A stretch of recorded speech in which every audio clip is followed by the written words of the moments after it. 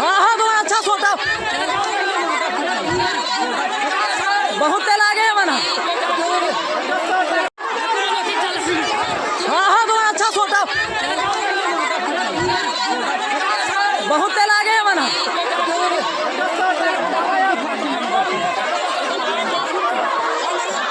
हाँ मतलब पैती भर हम बोला मांगा जी। हाँ मतलब गाड़ी भर चाहिए कौन कहाँ पर मिलेगा कलेक्टर या कलेक्टर के पास आपके मना कर रहे हैं कोई शर्म नहीं है शर्म नहीं कलेक्टर का